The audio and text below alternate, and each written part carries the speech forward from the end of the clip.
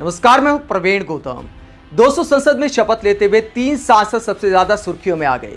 एक है रामायण में भगवान राम की भूमिका निभाने वाले अरुण गोविल, जो मेरठ से सांसद चुनकर आए हैं। दूसरे हैं पप्पू यादव और तीसरे हैं ओवैसी। तीनों ने शपथ लेने के बाद ऐसी बातें बोली कि बवाल कट गया। तीनों में से किसने गलत भाषा का इस्तेमाल किया, कमेंट बॉक्स में अपनी राय जरूर दीजिएगा। सबसे पहले बात करते हैं पप्पू यादव की, जिन्होंने शपथ लेने के बाद जो बोला उसे लेकर बीजेपी सांसद नाराज हो गए, बवाल काटने लगे। तो पप्पू यादव ने करारा जवाब दे दिया। स्पीकर से हाथ मिलाते हुए ही पप्पू यादव ने बीजेपी सांसदों की बोलती बंद कर दी। पहले पप्पू यादव का वीडियो आपको दिखाते हैं, उसके बाद अरुण गोविल और ओवैसी पर भी बात करेंगे। पहले सुनिए क्या कहते हैं पप्पू यादव। जे हम भारतक संप्रभुता ओ अखंडता अक्षुण्ण राखब और ताहि पद पर हम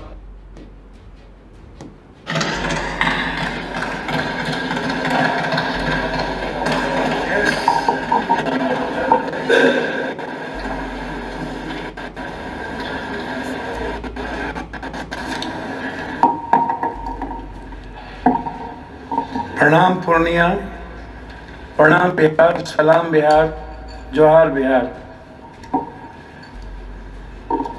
हम राजेश रंजन और पप्पू यादव लोकसभा सदस्य निर्वाचित भेलाक उपरांत संविधानक शपथ लैत छी जे हम विधि द्वारा स्थापित भारतक संविधानक प्रति सत्यनिष्ठा ओ श्रद्धा राखब, जे हम भारतक संप्रभुता ओ अखंडता अक्षुण्ण राखब और जाहि पद पर हम बैसै वाला छी तकर कर्तव्यक विश्वासपूर्वक निर्भर करब। बहुत बहुत धन्यवाद के साथ रीनीट बिहार विशेष राज्य का दर्जा, सीमांचल जिंदाबाद, मानवतावाद जिंदाबाद, भीम जिंदाबाद, संविधान जिंदाबाद। बहुत बहुत शुभकामनाएं। जानता हूँ आपसे ज़्यादा न 6ठा बार सांसद हूँ, आप हमको सिखाइएगा और आप कृपा पर जीते हैं। मैं अकेला लड़ता हूँ। For the time I am the for the time independent MP for the time, not tell me so I tell me. ये भगवान का नाम ये मत बताइए। श्री अब्दुल रशीद शेख। तो यहां पर पप्पू यादव बीजेपी सांसदों को बोलते हैं कि शपथ लेते हुए क्या बोलना चाहिए, क्या नहीं बोलना चाहिए, आप मुझे मत बताइए।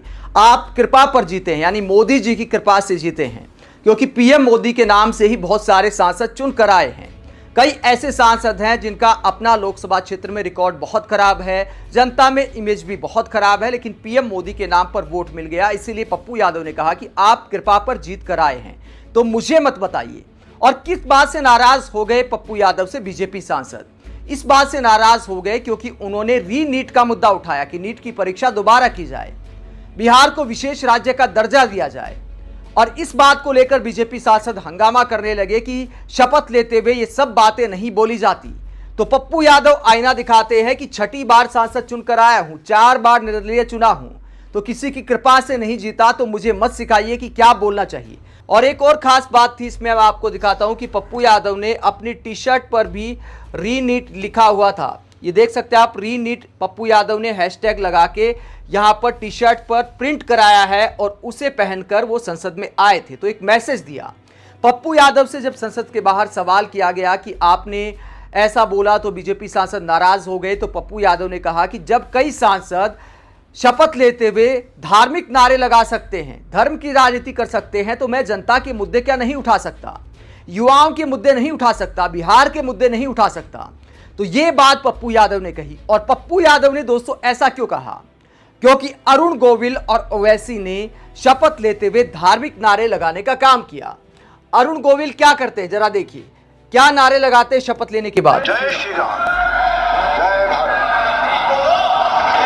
तो जय श्री राम और जय भारत के नारे लगाते हैं। जय भारत तो सही था, लेकिन उसके बाद क्या करते हैं विपक्षी सांसद? जय अवधेश के नारे लगाने लगते हैं, जय अवधेश पासी।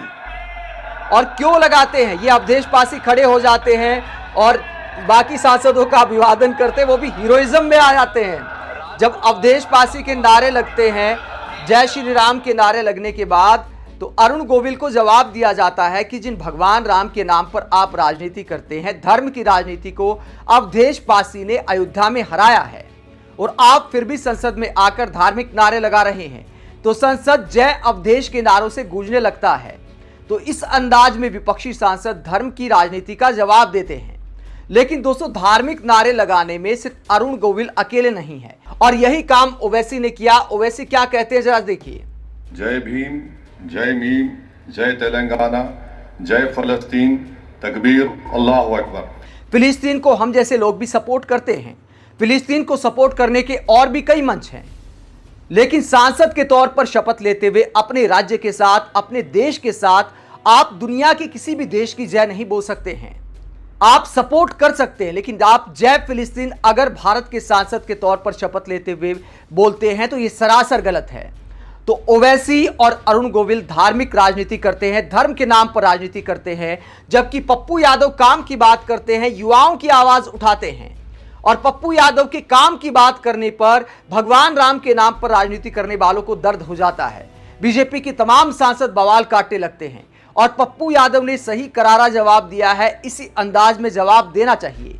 पप्पू यादव ने जिस तरह बीजेपी सांसदों को आईना दिखाया, उसे लेकर आप क्या सोचते हैं? और संसद में जिस तरह धार्मिक नारे लगाने का एक तरह से रिवाज बन गया है, पीएम मोदी संसद में आते हैं तब बीजेपी सांसद धार्मिक नारे लगाते हैं, चुनावी रैली की तरह मोदी मोदी के नारे लगाते हैं, क्या वो संसदीय परंपरा में आता है?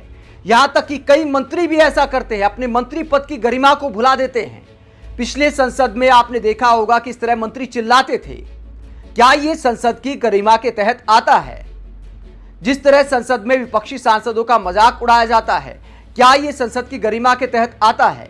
जिस तरह विपक्षी सांसदों को सस्पेंड किया गया, जिस तरह विपक्षी सांसदों ने पिछली संसद सत्र में, पिछली सरकार में लगातार महंगाई, बेरोजगारी, मणिपुर जैसे मुद्दों पर डिबेट की मांग की, लेकिन मौका नहीं मिल पाया, तो क्या यह संसदीय गरिमा के तहत आता है?